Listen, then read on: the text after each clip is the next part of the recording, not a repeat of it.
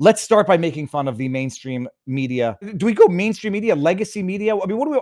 Propagandists. Is God forsaken using the Lord's name in vain? God forsaken is another word. I mean, the word God is in there, but the word God is in Godfrey as well. Is God forsaken taking the Lord's name in vain, people? Let me know in our locals community, and I will govern my behavior accordingly. I gotta show you this. The news of the day. I don't know who we'll get to the journalist's name. CNN is basically caught red-handed, not just being wrong, like basically being propagandists for terrorist regimes. What's the woman's name? We're going to get to this in a second. How long is this? This is 1 minute and 28 seconds. Fine. It's the right one. They're basically caught red-handed, not just being wrong, but being propagandists for terrorist regimes. Understand that.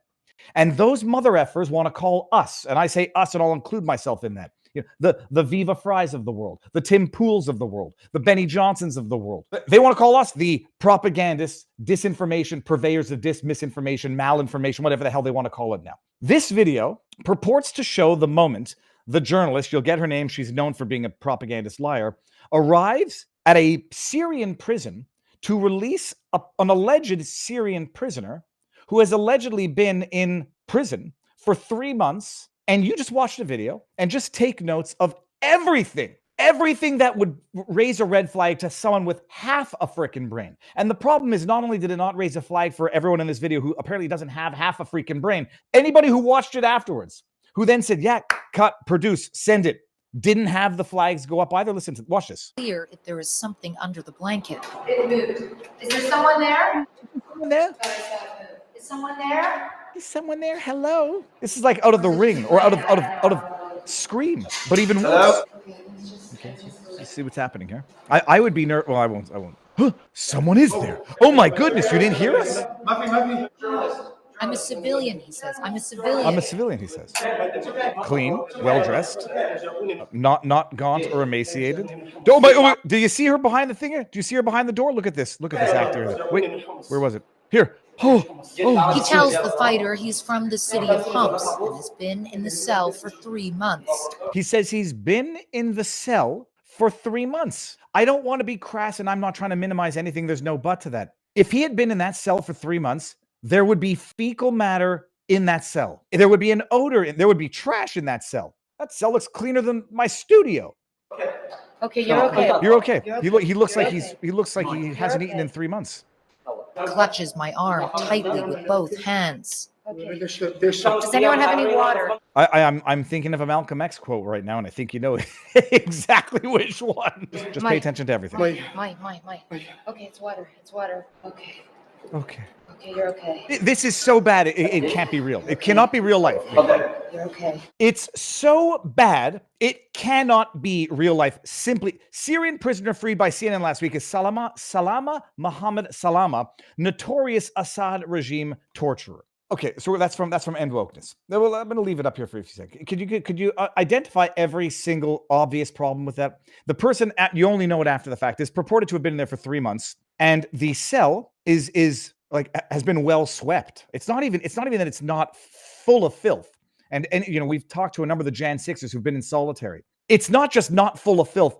It's that floor is impeccably clean. The man purports to not hear them while they're screaming his name. He wakes up. His clothing is not wrinkled. It's not soiled. It's not dirty. He doesn't appear to look in any way, shape, or form gaunt, mistreated whatsoever. Well kept. His beard is nice and trimmed. I mean, I don't know how you trim a beard if you've been in solitary for 3 months or locked up for 3 months. Some people were rightly pointing out, let's go to the hand, a nice manicure, or at least I don't know if it's a manicure. You know, hands are clean. Fingernails are well kept. I don't know what a manicure looks like. I've never had one, but the fingernails are clean.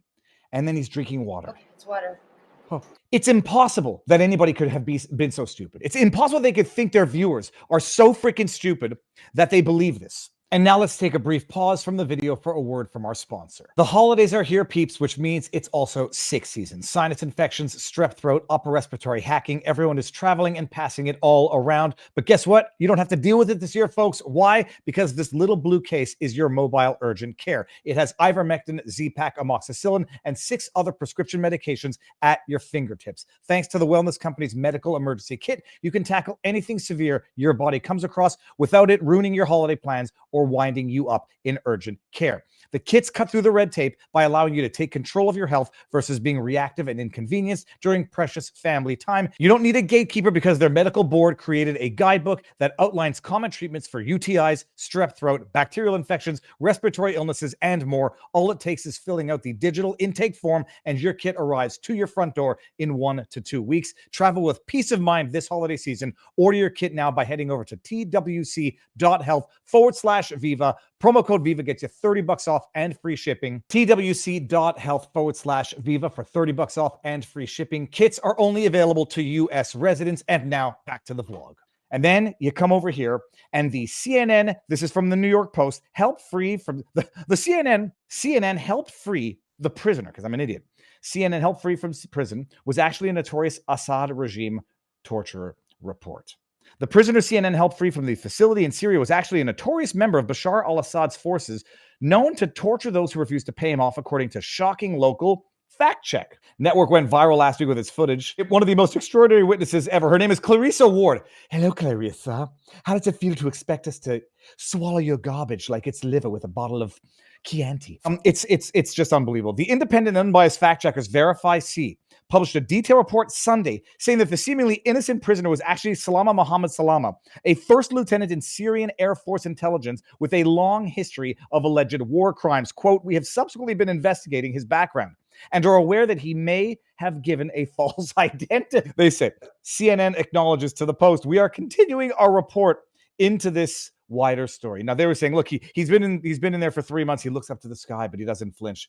Those are not, I don't know what a human reacts like if they've been locked up in solitary for 3 months or locked up in a cell for 3 months. And then we get into the description. He gave his name as Abel Gourbral and claimed to have been arrested by the government authorities 3 months earlier. Said he had no idea the Assad regime had collapsed. The fact checkers, however, noted that he appeared well-groomed, physically healthy, with no visible injuries or signs of torture, an incongruous portrayal of someone allegedly held in solitary confinement in the dark for 90 days. He didn't flinch when he looked up at the sky, yada, yada. Okay.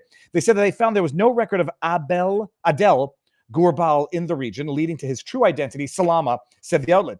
Abu Hamza Salama, he worked at several checkpoints in Homs, involved with theft, extortion, coercion of residents into becoming informants for Assad. Local residents told the fact. You know what the irony is? Had they done their freaking homework, the real story would have probably supported the narrative more than their pathological lie.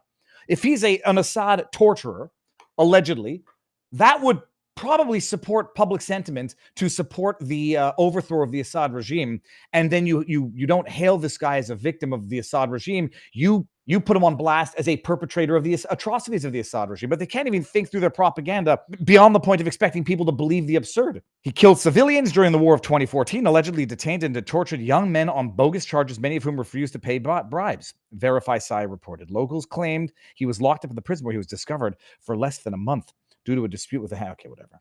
Later was freed by the rebel fighters, fed a meal, later taken to the MTs. CNN denies the allegations that the piece was fabricated. Quote, no one other than the CNN team was aware of our plans to visit the prison featured in this report. The events transpired as they appear in our film. So congratulations. You didn't, what was the word? You didn't fabricate the piece. You're just God-forsaken idiots. Period. Full stop. And these are the same outlets, MSNBC, CNN, Fox News, that want to call other outlets and other independent, more reliable content creators, reporters, journalists, whatever you want to call them, the misinformation, disinformation, malinformation.